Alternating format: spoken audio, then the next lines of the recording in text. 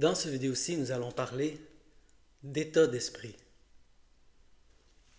C'est une des choses les plus importantes dans le reconditionnement de la douleur, peut-être même la plus importante. C'est sentir ses émotions,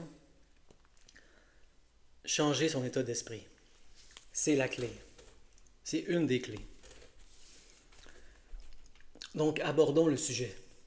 Dans le livre Déjouer la douleur chronique de Alan Gordon, il nous dit de trouver des cas d'exception à notre douleur. C'est une des meilleures façons de convaincre notre cerveau que notre douleur est neuroplastique. Quand par exemple notre douleur disparaît subitement pour une période de temps, ça arrive souvent, la douleur structurelle ne se comporte pas comme ça. Et il nous parle dans le livre de quelqu'un qui s'appelle Barry, et il nous dit que c'est son exemple préféré d'exception. Barry avait de la douleur, et là, Tony Robbins est venu faire une conférence à son bureau, et durant la conférence, et puis 2 semaines après, Barry n'a plus eu de douleur. Wow! C'est son exemple préféré, il nous dit dans tout le livre. C'est un bon exemple, 2 semaines. La plupart des gens, quand ils travaillent avec des cas d'exception, c'est « Ah, j'étais tellement absorbé par le film que pendant 1 heure, j'ai oublié ma douleur. » Hein, c'est ça avec quoi les gens travaillent d'habitude, pas 2 semaines. 2 semaines, c'est intense, donc explorons ce cas. Moi, personnellement, je ne suis pas un fan de Tony Robbins. Je ne sais pas si vous l'aimez, hein, c'est vraiment il est polarisant. Les gens l'adorent ou le détestent, on dirait. Moi, je l'aime pas trop. Mais ce qu'il fait, ça s'appelle de la programmation neurolinguistique, principalement. Et moi, j'ai fait une formation de base en programmation neurolinguistique. Je regarde souvent aussi des vidéos YouTube là-dessus. Je trouve ça très intéressant. Il y a beaucoup de gens qui sont déprimés, par exemple, et qui font de la psychothérapie traditionnelle. Et ils font ça là, pendant longtemps. Ils ne vont pas voir un psychothérapeute 2, 3 fois. Là. Pendant 1 an, ils sont encore déprimés. Et là, ils essayent la programmation neurolinguistique et ça marche pour eux. C'est une alternative intéressante.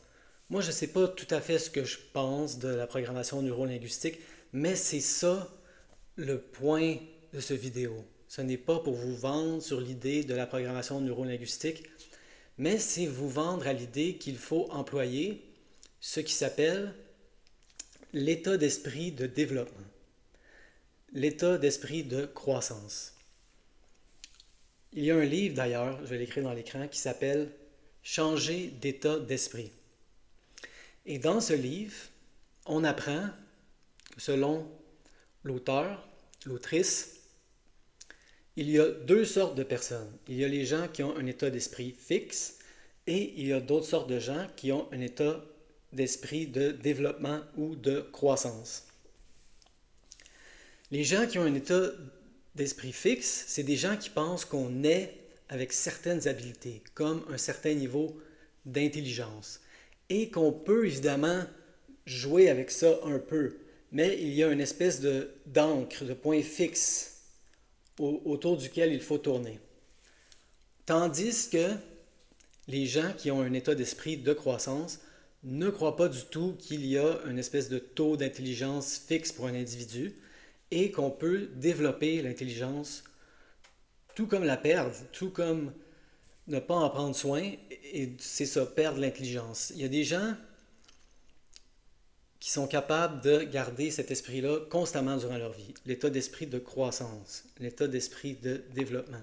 Et c'est ça mon point. Mon point dans cette vidéo-ci, ce n'est pas de vous convaincre d'aller vous inscrire à une formation de base de programmation neurolinguistique, mais de commencer à avoir l'état d'esprit de croissance, l'état d'esprit de développement, de changement. Peut-être que ça ne vous parlera pas, la programmation neurolinguistique. Peut-être que vous avez besoin de faire quelque chose d'autre comme... En ce moment, je suis en train d'explorer, en anglais, ça s'appelle Internal Family System. Je suis en train de lire le livre. Ça s'appelle No Bad Parts. Je suis en train de regarder beaucoup de vidéos là-dessus Je vais peut-être l'essayer en thérapie, je vais voir. C'est de l'exploration. Je ne veux pas vous vendre cette idée-là non plus. Mais c'est ça le point du vidéo. Pourquoi Barry n'a pas eu mal pendant 2 semaines? Il faut se poser cette question-là. 2 semaines, c'est vraiment un gros cas d'exception. Parce qu'il était inspiré. Moi, je trouve Tony Robbins agaçant. Donc, c'est ça, chacun ses goûts. Mais c'est très rare que quelqu'un va avoir un cas d'exception durant un meeting plate au bureau. Ah oui, il y avait un meeting plate au bureau. Et là, tout d'un coup, mon 8 sur 10 de douleur est tombé à zéro. Très difficile à imaginer. La plupart des gens, c'est quand ils sont transportés, c'est quand ils sont c'est pas besoin de l'extase, mais quand ils sont vraiment dans un sentiment d'inspiration, qu'ils vont oublier leur douleur. Donc c'est vraiment ça le message du vidéo. Ce n'est pas de vous convaincre de faire de la programmation neurolinguistique. Je peux en parler un peu. Quand j'ai fait la formation de base, il y avait des moments intéressants. Il y a anchoring, l'ancrage, très intéressant. Lequel je pourrais parler. Recadrage. C'est un de ceux-là qui m'a le plus parlé. Recadrage. C'était un exercice. Il fallait dire quelque chose qu'on considère comme notre plus gros défaut. Et là, moi, j'ai dit que c'était la paresse. Et là, l'exercice était pour les autres gens de recadrer la paresse comme quelque chose qui n'est pas nécessairement négatif. Et puis là, ils ont dit, peut-être que tu n'es pas paresseux, peut-être que tu es quelqu'un de très sage qui sait comment ne pas dépenser son énergie inutilement. Hein, comparé à plusieurs personnes qui, on dirait des fois, courent comme des têtes pas de poule. Je l'ai bien aimé cela et je l'ai intégré. C'est vrai, je ne suis pas nécessairement paresseux, c'est pas nécessairement un défaut. Peut-être que je sais comment conserver mon énergie et juste l'appliquer dans des tâches qui, je trouve, en valent la peine. Le recadrage, c'est intéressant. Aussi, ça m'a vraiment aidé à faire ces vidéos-là. Au début, je voyais faire des vidéos YouTube, je voulais le faire, je savais que je voulais le faire, mais je voyais ça comme une grosse tâche, hein, un gros monolithe. Et là, eux, ils m'ont appris à la briser en plusieurs petites tâches. Quel est le premier pas que tu peux faire? Ah, je pourrais m'acheter un micro. Hein, peut-être que ça va me forcer à faire le saut. Là. Une fois que j'ai le micro, allez hop, on y va. Je ne sais pas si je suis en train de vous convaincre de faire de la programmation neurolinguistique. Ce que j'essaie d'expliquer, c'est que c'est comme ça qu'on finit par éliminer les symptômes de douleur chronique. Pas en voulant se débarrasser des symptômes, mais en commençant à employer l'état d'esprit du développement, de la croissance. Et là, par le temps que vous éliminez les symptômes, vous ne penserez même plus à ça. Vous ne croirez même pas qu'à un moment donné, c'était ça votre objectif, se débarrasser des symptômes. Il ne faut pas avoir cet objectif-là parce que premièrement, c'est contre-productif. Je l'ai expliqué plein de fois, si on veut se débarrasser des symptômes, ça veut dire qu'on a peur des symptômes. Ça envoie le mauvais message, c'est totalement contre-productif. Mais c'est même pas ça le point ici, ce point-là que j'ai fait tellement de fois. Le point, c'est que par le temps que vous allez éliminer les symptômes, vous allez être tellement loin de ce vieil état d'esprit, justement, où ça aurait été ça votre objectif. Hein, le vieux moi, si je lui avais dit qu'en ce moment, je suis dans une espèce de processus de guérison, il ne comprendrait pas trop. Il dirait, oui, mais tu n'as plus de symptômes. Pourquoi tu essayes de guérir? Parce que c'est ça, c'est un travail plus large de croissance personnelle, peu importe comment vous voulez appeler ça. Et c'est quand on commence à aller dans cette direction-là et qu'on ne se soucie plus du tout des symptômes, d'éliminer les symptômes, ce n'est plus grave. C'est là, en fait, qu'ils disparaissent la plupart du temps. C'est très intéressant, c'est très drôle quand on y pense avec le recul. Quand je pense qu'avant, c'était ça mon objectif, me débarrasser des symptômes.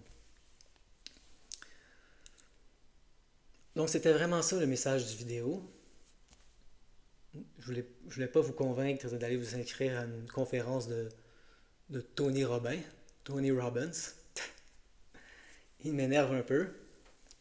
Je ne veux pas non plus vous convaincre de faire du Internal Family System.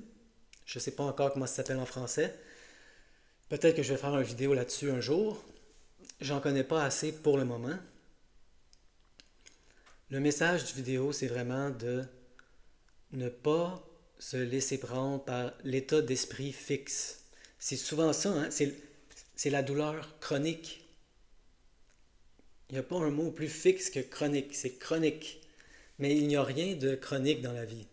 La vie n'est pas chronique. On pourrait dire que la mort c'est chronique, c'est non, quand les choses se décomposent, d'autres entités se servent comme énergie pour leur propre croissance. Tout est toujours en mouvement, tout est toujours en renaissance. Il n'y a rien de permanent, il n'y a rien de chronique.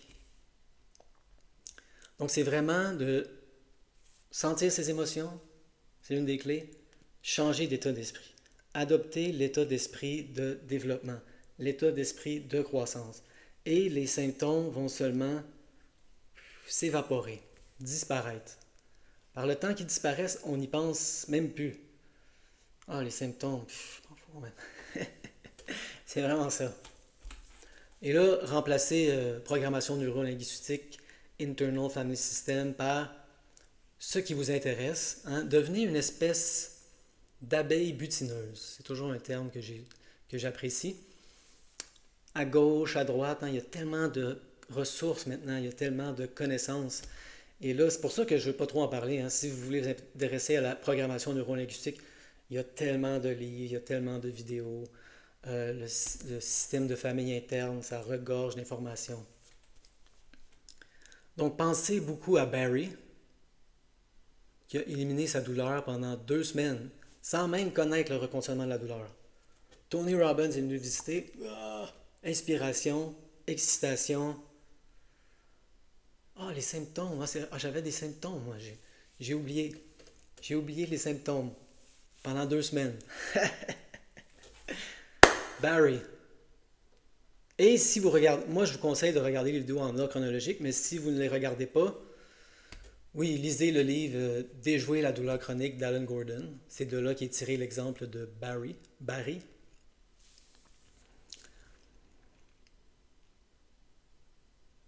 Soyons inspirés, adoptons l'état d'esprit du développement, l'état d'esprit de la croissance.